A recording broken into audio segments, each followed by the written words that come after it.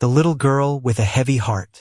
Andrea was a spirited 5-year-old who loved her simple, joyful life with her mother, Rachel. Their days were filled with laughter, love, and little adventures. Whether it was baking cookies on rainy afternoons or building blanket forts that doubled as magical castles, Rachel made every moment special for Andrea. Life was far from perfect, but they had each other, and that was enough. One sunny morning, Rachel packed Andrea's favorite lunch and walked her to school. "Be good today," Rachel said, kneeling to kiss Andrea's cheek. "I love you." Andrea hugged her tightly. "I love you too, Mommy." Neither knew it would be their last goodbye. Later that day, Andrea was called to the principal's office. The principal's face was pale, her expression somber. Andrea's father, Victor, stood by the window, his back to her. The usually confident man looked unsteady, his hands shoved deep into his pockets. "Andrea," he began, his voice strained, "your mom had an accident. She's gone." Andrea froze. "What do you mean?" she whispered, her small hands gripping the edge of the chair. Victor sighed, his shoulders sagging. "She died, Andrea. There's nothing anyone can do." The words felt like shards of glass cutting through her heart. Tears welled in her eyes as she pleaded, "No, you're lying." But Victor simply stood there, avoiding her gaze. That night, the house felt colder and emptier than ever. Andrea curled up on the couch, clutching a pillow that still smelled like her mother's perfume. Victor walked in, glanced at her, and said curtly, "You'll have to be strong. Things are different now." He turned and disappeared into his bedroom, leaving Andrea alone with her grief. The days that followed, Victor's coldness only grew in the weeks after Rachel's death. He avoided talking about her and dismissed Andrea's attempts to share memories of her mom. "That's enough, Andrea," he would say, brushing her off. "Talking about it won't bring her back." Andrea began noticing changes in her father. He was impatient, quick to anger, and distant. If she forgot to put her toys away or spilled milk at dinner, he would scold her sharply. "I can't do everything around here, Andrea," he snapped one evening, slamming a plate onto the counter. The warmth that once filled their home was replaced by a suffocating tension. Andrea often lay awake at night, staring at the dark ceiling, wishing her mom would walk through the door and tuck her in. She missed the bedtime stories, the hugs, the love. One day, Andrea gathered her courage and asked, "Dad, why don't you talk about Mom?" Victor's expression darkened. "Because it's pointless," he said, his tone flat. "We need to move on." Andrea bit her lip, holding back tears. She didn't understand why her dad seemed so unwilling to share her grief. She felt like she was carrying the weight of her sadness alone. A grandmother's worry. Andrea's grandmother, Evelyn, began visiting more often after Rachel's passing. She immediately noticed the change in her granddaughter. The bubbly, talkative child she once knew was now quiet and withdrawn. During one visit, Evelyn sat beside Andrea on the couch. "How are you, sweetheart?" she asked gently. Andrea shrugged, avoiding her grandmother's eyes. "I'm fine." Evelyn wasn't convinced. She took Andrea's hand and noticed how small and fragile it felt. "Are you eating well?" she pressed. "You look so thin." Andrea nodded silently, but her lack of response spoke volumes. Evelyn's heart ached. She glanced toward the kitchen and saw a single plate with crumbs, the remnants of a dry sandwich. "Did your dad make you dinner?" Evelyn asked. Andrea hesitated before whispering. "He said he didn't have time today." Anger and sorrow bubbled within Evelyn. She couldn't believe Victor's neglect. "You shouldn't have to fend for yourself, Andrea," she said, pulling the little girl into a hug. A mother's love. Evelyn began visiting more frequently, determined to provide Andrea with the love and care she was missing. She brought home-cooked meals, helped with homework, and spent hours playing games with her granddaughter. Victor, however, wasn't pleased. "You're here too often," he said one evening, his tone laced with irritation. "I can take care of my daughter." Evelyn didn't back down. "Taking care of her means more than keeping a roof over her head, Victor," she retorted. "She needs love and attention, and she's not getting that from you." Victor scowled but said nothing. Despite his resistance, Evelyn continued to show up. During one visit, she found Andrea sitting alone in her room, clutching a framed photo of her mother. "I miss her," Andrea whispered, tears streaming down her cheeks. Evelyn knelt beside her and wrapped her arms around the child. "I miss her too, sweetheart, but she's still with us, in our hearts. She'd want us to be strong." A growing concern. As time went on, Evelyn began noticing more troubling signs. Andrea's clothes were often wrinkled and ill-fitting, and her school reports indicated she was falling behind. When Evelyn asked about these things, Victor dismissed her concerns. "She's fine," he said, waving her off. Kids are resilient. But Evelyn knew better. One night, after tucking Andrea into bed, she sat in her own home, deep in thought. She couldn't shake the feeling that Andrea was being neglected. After much deliberation, Evelyn decided to consult a lawyer about the possibility of filing for custody. It was a daunting decision, one that could strain her already tenuous relationship with Victor, but she couldn't stand by and do nothing. "She's just a child," Evelyn said aloud, her voice trembling with emotion. "She deserves better." The seeds of conflict. Victor discovered Evelyn's intentions when he intercepted a letter from her lawyer. His face turned red with anger as he read the words. How dare she try to take his daughter away from him? The next day, he stormed into Evelyn's house, his voice booming. "You think you can take Andrea from me? Over my dead body." Evelyn remained calm. "This isn't about you, Victor. It's about what's best for Andrea. She needs more than you're giving her." Victor scoffed. "And you think you can do better? You're just an old woman living off a pension."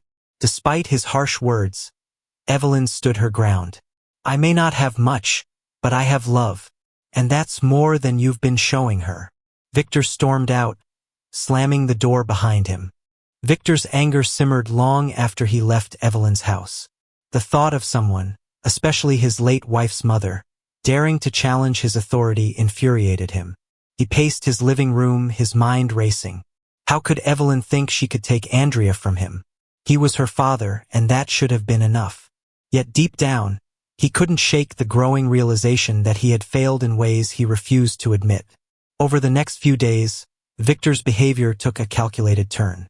He began paying more attention to Andrea, though his gestures felt forced and hollow.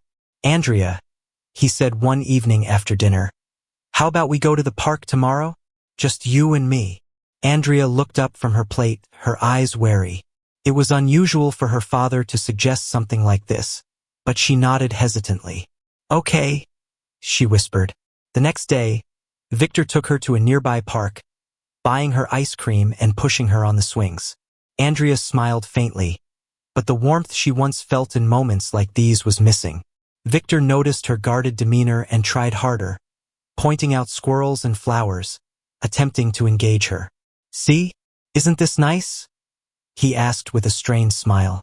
Andrea nodded again, but her responses were brief. She couldn't fully trust the sudden change in her father's behavior. It felt unfamiliar, almost rehearsed, and her instincts told her something wasn't right. Later that evening, Victor sat Andrea down in the living room. "Andrea," he began, his tone uncharacteristically soft, "do you like spending time with Grandma Evelyn?" Andrea's face lit up for the first time in days. "Yes," she said eagerly. "She tells me stories and makes cookies like Mommy used to. She's really nice." Victor's jaw tightened, but he forced a smile. "That's good," he said, though his voice carried an edge. "But Grandma is getting older, you know. It might be hard for her to take care of you all the time." Andrea tilted her head, confused. "But she takes care of me when you're busy," she said innocently. Victor clenched his fists but kept his composure. "Of course, but I'm your dad. I'll always take care of you, no matter what." Andrea nodded slowly, her young mind struggling to process the underlying tension in his words. She didn't know why, but she felt a heaviness in the conversation that made her uneasy. As days turned into weeks, Victor continued his attempts to win Andrea's favor. He bought her new toys, took her out for pizza, and even let her watch her favorite cartoons, something he rarely allowed. On the surface, it seemed like he was trying to be a better father, but Andrea couldn't shake the feeling that something was off. Meanwhile, Evelyn was quietly preparing for the custody battle. She gathered evidence of Victor's neglect, documenting instances where Andrea had been left alone or forced to fend for herself. She also spoke to Andrea's teachers, who confirmed that the little girl had become withdrawn and was struggling in school. Evelyn's lawyer advised her to remain patient and focused. The court will want to see that this is about Andrea's well-being, not a personal vendetta against Victor, he said. Evelyn nodded, though the thought of facing Victor in court filled her with dread. One evening, Evelyn visited Andrea while Victor was at work. As they sat together on the couch, Andrea leaned against her grandmother, her small hand clutching Evelyn's. "Grandma," Andrea said softly, "why is Daddy acting so different?" Evelyn hesitated, unsure how to answer. "He's trying to show he cares, sweetheart," she said gently. "But sometimes, people don't know how to show love the right way." Andrea frowned, her brow furrowed.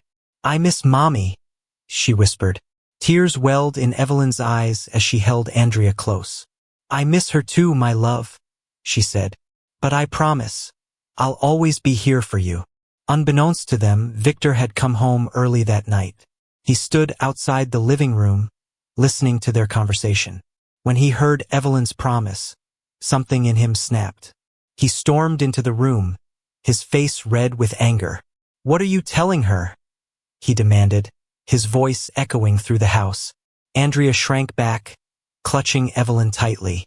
"I'm telling her the truth," Evelyn said firmly, standing her ground. "She needs to know that someone cares for her." Victor pointed a finger at her, his hand trembling. "You're poisoning her against me," he shouted. "She's my daughter, and you have no right to interfere."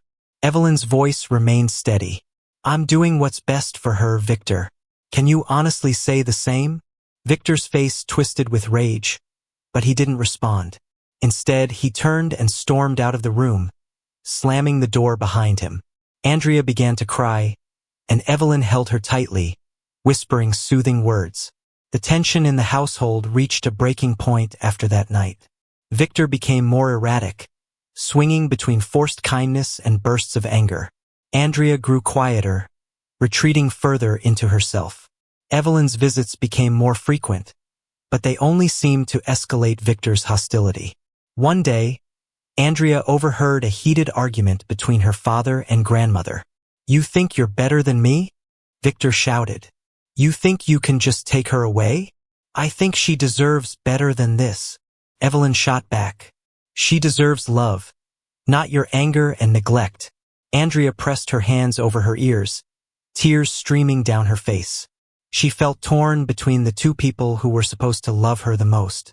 That night, as Andrea lay in bed, she stared at the photo of her mother on her nightstand. "Mommy," she whispered, "what should I do?" The next morning, Victor announced that they were going to court. "Grandma thinks she can take you away from me," he said, his tone bitter. "But I won't let that happen." Andrea didn't fully understand what was happening, but she could feel the weight of the situation pressing down on her. She clung to her stuffed bunny, the one her mother had given her, and prayed for everything to be okay. The day of the court hearing arrived, and Andrea sat nervously in the courtroom, her small hands gripping Evelyn's. Victor sat on the opposite side, his face a mask of defiance. The judge, a stern woman with kind eyes, began the proceedings by asking questions about Andrea's well-being and the circumstances of her care. As the adults argued back and forth, Andrea felt a surge of emotion she couldn't contain. She stood up, her voice trembling but loud enough to cut through the noise. "Daddy is lying," she shouted. The courtroom fell silent. Victor turned to her, his face pale. "Andrea, sit down," he said, his voice shaking. "No," Andrea cried, tears streaming down her cheeks. "You don't take care of me. Grandma makes me dinner and hugs me and tells me stories. You don't even talk about Mommy." The judge leaned forward, her expression softening. "Andrea, come here," she said gently. Andrea hesitated, then walked to the judge's bench, clutching her stuffed bunny. I just want to be with someone who loves me, she said, her voice breaking. The judge nodded, her eyes filled with empathy. Thank you for telling me, Andrea, she said. Victor looked away, his hands clenched into fists. Evelyn wiped tears from her eyes, her heart breaking for her granddaughter. As the judge reviewed the evidence and Andrea's testimony, the truth became impossible to ignore. Victor's neglect and emotional distance had taken a toll on Andrea, and it was clear that Evelyn had been her true source of comfort and care. By the end of the day, the judge made her decision. Andrea will remain in the custody of her grandmother, Evelyn, she declared. Mr. Victor will be granted supervised visitation until further evaluation. Victor's face crumpled, but he said nothing. Andrea ran into Evelyn's arms, sobbing with relief. As they left the courtroom, Evelyn held Andrea close. You're safe now, my love, she whispered. We're going to be okay. Andrea looked up at her, her eyes filled with hope for the first time in months. I love you, Grandma, she said. I love you too, Evelyn replied, kissing her forehead. More than anything, a new beginning but not without challenges. Andrea's life with her grandmother Evelyn began to settle into a gentle routine. Their modest home, filled with the warmth of shared meals and loving conversations, became a safe haven for Andrea. Evelyn did everything she could to ensure her granddaughter felt loved and supported, trying to fill the void left by Rachel. But even as Andrea's life began to stabilize, the shadow of her father, Victor, loomed large over their peace. Victor, furious and humiliated by the court's decision, was not one to let go easily. Though he was granted supervised visitation, his pride had been wounded, and he vowed to regain custody of Andrea. He hired a new lawyer, one with a reputation for being ruthless. Victor's strategy was simple. Paint Evelyn as unfit to care for Andrea and prove himself as the only viable guardian. The first visitation session between Victor and Andrea was awkward and tense. Held in a neutral location under the watchful eyes of a social worker, Victor tried to appear warm and caring, but Andrea could see through the facade. He brought her expensive gifts, dolls, puzzles, and a shiny new bike, but Andrea barely touched them. Do you like it? Victor asked, gesturing to the bike with a forced smile. Andrea nodded politely but said nothing. She kept her distance, clutching the stuffed bunny her mother had given her. Victor's frustration grew. Andrea, I'm trying here, he said, his voice rising slightly. The social worker cleared her throat, a silent reminder for him to remain calm. Andrea looked up at him with wide, questioning eyes. Why didn't you try before, Daddy? She asked softly. Her words cut deeper than Victor had expected. He stammered, searching for a response, but the truth hung heavily between them. Meanwhile, Evelyn faced her own set of challenges. Raising a young child at her age wasn't easy. Though she adored Andrea, the physical and emotional demands often left her exhausted. She worried constantly about providing for Andrea on her modest pension. Still, she refused to let her granddaughter see her struggle. Evelyn took on small sewing jobs for neighbors to make ends meet, often staying up late into the night to finish her work. Despite her efforts, Victor's attempts to discredit her began to take their toll. One day, a social worker visited Evelyn's home for an unannounced inspection. Though the house was clean and Andrea seemed happy, the social worker's questions hinted at Victor's accusations. Have you had any trouble managing Andrea's care on your own? The social worker asked. Evelyn forced a smile, hiding her frustration. Andrea is my priority, she said firmly. I may not have much, but I have enough to give her what she needs: love and stability. Andrea, overhearing the conversation from the next room, felt a pang of guilt. She didn't fully understand the situation, but she knew her father was behind this. That evening, she hugged Evelyn tightly and whispered, I'll help you, Grandma. I'll be good, and I won't cause any trouble. Evelyn's heart ached. Oh, my sweet girl, she said, holding Andrea close. You don't have to worry about anything. Just be yourself. Victor's campaign to regain custody escalated. He began spreading rumors in the community, painting Evelyn as too old and frail to care for a child. He even went as far as to fabricate a story about her neglecting Andrea, claiming that she often left her alone to fend for herself. Evelyn, hurt but determined, refused to let Victor's lies shake her resolve. One evening, as Evelyn and Andrea prepared dinner together, there was a knock at the door. Evelyn opened it to find a man in a suit holding a folder of papers. "You've been served," he said bluntly, handing her the documents before walking away. Evelyn's hands trembled as she read the papers. Victor was suing for full custody. The court date arrived sooner than Evelyn had anticipated. Andrea clung to her grandmother's hand as they entered the courthouse, her eyes wide with fear. Victor was already there, seated with his lawyer. He wore a smug expression, confident that his resources and determination would sway the court in his favor. During the hearing, Victor's lawyer painted a grim picture of Evelyn's ability to care for Andrea. He highlighted her age, her limited income, and the physical challenges of raising a young child. "Ms. Evelyn may love her granddaughter, but love alone isn't enough," the lawyer argued. "Andrea deserves a stable environment, and Mr. Victor can provide that." Evelyn's lawyer countered with evidence of Victor's neglectful past and his sudden interest in Andrea only after losing custody. He presented photos and testimonies from teachers and neighbors, painting a stark contrast between Evelyn's consistent care and Victor's erratic behavior. But the most powerful moment came when Andrea was asked to speak. The judge, recalling Andrea's heartfelt plea during the previous hearing, decided to hear from her again. Andrea stepped forward, clutching her stuffed bunny tightly. The courtroom fell silent as she began to speak. "I love my grandma," she said, her voice trembling. "She takes care of me and makes me feel safe. My daddy, he didn't care before. He only started trying when Grandma said she'd take care of me." Victor's face turned red, and he shifted uncomfortably in his seat. Andrea took a deep breath and continued. "I don't want to live with my dad. I want to stay with Grandma. She loves me like Mommy did." The judge nodded, her expression thoughtful. "Thank you, Andrea," she said gently. "You've been very brave." The hearing lasted for hours, with both sides presenting their arguments. In the end, the judge made her decision. After reviewing all the evidence and considering Andrea's testimony, it is clear that her best interests lie with Ms. Evelyn. The court grants her full custody, with Mr. Victor allowed supervised visitation once a month. Victor's face contorted with anger, but he remained silent. Andrea ran into Evelyn's arms, tears streaming down her face. As they left the courthouse, Evelyn hugged Andrea tightly. "We did it, sweetheart," she whispered. "You're safe now."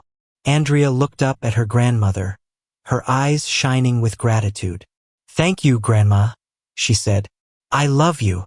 Evelyn smiled, her heart full. "I love you too, Andrea, more than anything." Despite Victor's occasional attempts to disrupt their lives, Evelyn and Andrea found peace in their small, cozy home. They spent their days baking cookies, reading stories, and creating new memories together. Andrea began to thrive in school, her smile returning little by little. Though the journey had been difficult, they both knew they had something priceless: each other. Together, they built a life filled with love, laughter, and hope, a life that Rachel would have been proud of. And in the quiet moments, as they sat together under the stars, Evelyn would remind Andrea of one important truth. "No matter what happens, my love, you are never alone. We're a team, and nothing will ever change that." Evelyn and Andrea settled into their new life together, creating a bond that grew stronger with each passing day. The small, cozy house became a sanctuary for them both, filled with love and laughter. Yet, despite the court's ruling and the sense of stability it brought, the challenges they faced were far from over.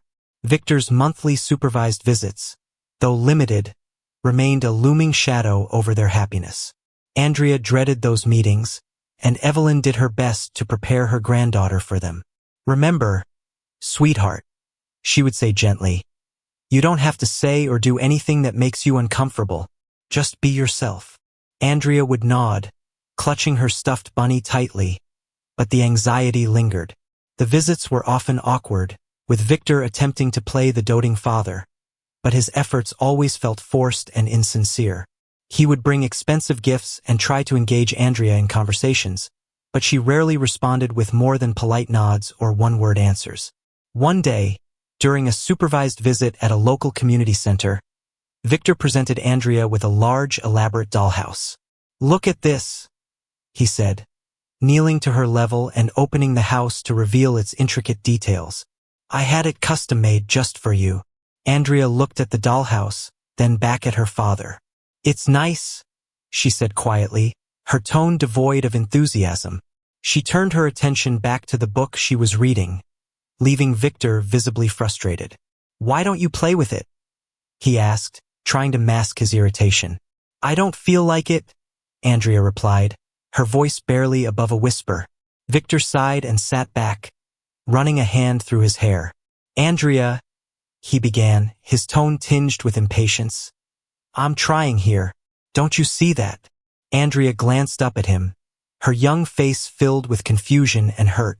"Why didn't you try before?" she asked, her voice trembling. "Why didn't you care when Mommy was here?" The question hung in the air, cutting through the pretense Victor had tried so hard to maintain. He opened his mouth to respond but found no words.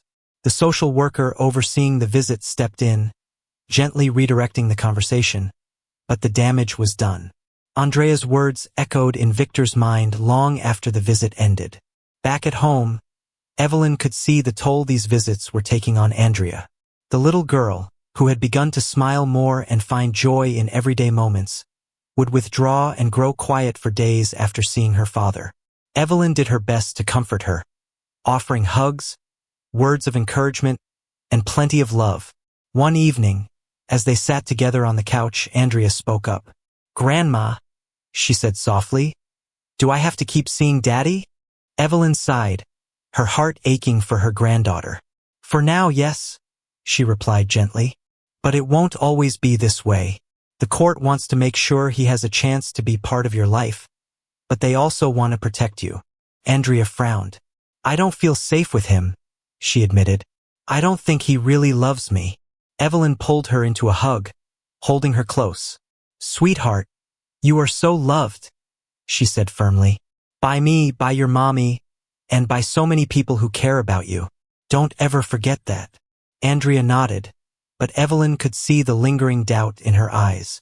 She knew she had to do something to ease her granddaughter's fears. Meanwhile, Victor's frustration with the situation continued to grow. He felt the weight of his failure not just as a father but as a person. Deep down, he knew that Andrea's coldness toward him was a result of his own actions, but instead of taking responsibility, he channeled his anger into blaming Evelyn. "She's turning Andrea against me," he told his lawyer one afternoon. "She's poisoning her mind." The lawyer, a shrewd man who was more interested in his paycheck than Victor's emotional state, offered a half-hearted nod. "You could file for an adjustment to the custody arrangement," he suggested. "But without solid evidence of wrongdoing on Evelyn's part, it's unlikely the court will side with you." Victor's jaw clenched. He hated feeling powerless, and the thought of Evelyn winning filled him with resentment. He decided to bide his time, waiting for an opportunity to tip the scales in his favor. As the months went by, Evelyn focused on building a stable, happy life for Andrea. She enrolled her in art classes, knowing how much Andrea loved to draw, and encouraged her to join the school's music program. Andrea began to thrive, her confidence growing as she discovered new talents and interests. One day, Andrea came home with a painting she had made in art class. It depicted a sunny meadow with a large tree, under which a woman and a little girl were sitting together, smiling. Evelyn's eyes filled with tears as she looked at the painting. "Is this us?" she asked, her voice thick with emotion. Andrea nodded, a shy smile on her face. "I wanted to paint something happy," she said. "Because you make me happy, Grandma." Evelyn hugged her tightly, her heart swelling with pride and love. "It's beautiful," she said, "just like you." But their happiness was tested once again when Victor made an unexpected move. He requested an unsupervised visit with Andrea, claiming that he had made significant improvements in his parenting and deserved a chance to rebuild his relationship with her. Evelyn was skeptical, but the court agreed to a trial visit under specific conditions. The day of the visit, Andrea clung to Evelyn, her fear evident. "Do I really have to go, Grandma?" she asked, her voice trembling. Evelyn knelt down and held her hands. "It's just for a few hours, sweetheart," she said gently. "And if you ever feel uncomfortable, you can call me. Okay? I'll come get you right away." Andrea nodded reluctantly, her grip on Evelyn's hand tightening as Victor arrived to pick her up. He greeted them with a forced smile, but his presence felt as cold and intimidating as ever. The visit was tense from the start. Victor tried to engage Andrea in conversation, but his efforts felt strained and unnatural. He took her to a fancy restaurant, hoping to impress her, but Andrea barely touched her food. She sat quietly, her eyes fixed on her plate, and Victor's frustration grew. "Why won't you talk to me?" he finally asked, his voice sharp. Andrea looked up at him, tears welling in her eyes. "Because I don't know you," she said. "You're not like Mommy or Grandma. You don't make me feel safe." Victor's heart sank. For the first time, he realized the depth of the damage he had caused, not just to Andrea but to himself. He had lost something precious, and no amount of effort or manipulation could undo the past. When the visit ended, Andrea ran into Evelyn's arms, tears streaming down her face. "I don't want to go with him again, Grandma," she sobbed. "I just want to stay with you." Evelyn held her tightly, her resolve stronger than ever. "You don't have to, sweetheart," she whispered. "I'll make sure of it." That night, as Evelyn tucked Andrea into bed, she made a silent vow. No matter what it took, she would fight to protect her granddaughter's happiness and well-being. They had come too far to let fear and uncertainty take hold again. And as she watched Andrea drift off to sleep, a sense of peace settled over her. Together, they would face whatever challenges lay ahead, because love, she knew, was stronger than anything. The weeks following the trial visit with Victor were a blend of relief and unease for Evelyn and Andrea. Although the visit was over, its impact lingered in their lives. Evelyn had seen firsthand the toll these encounters took on her granddaughter, and Andrea's quiet demeanor in the days afterward confirmed her worst fears. She decided it was time to take definitive steps to protect Andrea, even if it meant facing Victor's wrath once again. Victor, meanwhile, was not one to back down. Though the trial visit had not gone as planned, he was more determined than ever to regain control. His pride wouldn't allow him to accept defeat. Fueled by his lawyer's insistence that persistence could eventually sway the court, Victor began plotting his next move. He decided that if the court couldn't see him as a fit parent, he would find a way to prove Evelyn unfit instead. Victor hired a private investigator to dig into Evelyn's life, hoping to find anything that could be used against her. The investigator, a grizzled man with a penchant for uncovering secrets, spent days observing Evelyn and Andrea's daily routines. He followed them to the grocery store, the park, and Andrea's art classes, meticulously documenting every detail. But what he found wasn't scandalous or incriminating. It was love. Evelyn's devotion to Andrea was evident in every interaction. From the way she knelt to tie Andrea's shoes to the warm hugs she gave her at the end of each day. Frustrated, the investigator reported back to Victor with nothing of substance. "She's a doting grandmother," the investigator admitted. "If you're looking for dirt, there isn't any." Victor slammed his fist on the table. "There has to be something," he growled. "Nobody's perfect." The investigator hesitated. "Look, if you want my advice, let it go. Fighting this battle isn't going to win your daughter's love." But Victor wasn't ready to listen. Back at home, Evelyn focused on creating a sense of normalcy for Andrea. She encouraged the little girl to express her feelings, knowing how important it was for her to process the events of the past year. They spent their evenings painting, reading, and baking cookies, activities that brought smiles back to Andrea's face. Still, Evelyn couldn't shake the nagging fear that Victor would try something drastic. One day, as Evelyn sat at the kitchen table reviewing bills, Andrea approached her with a drawing in hand. It was a picture of their house, with the two of them standing hand in front of it. Above them, a rainbow stretched across the sky. "This is us," Andrea said proudly. placing the drawing on the table. Evelyn smiled, her eyes welling with tears. "It's beautiful, sweetheart. Just like you." Andrea climbed onto her lap and wrapped her arms around her neck. "I love you, Grandma. I love you too," Evelyn whispered, holding her close. Victor's next attempt to regain custody came in the form of a court motion accusing Evelyn of being too old and financially unstable to care for Andrea. The motion included fabricated claims of neglect and alleged that Andrea's well-being was at risk.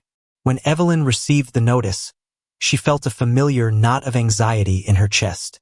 But this time she was prepared. With the help of her lawyer and the support of friends and neighbors, she began gathering evidence to refute Victor's claims.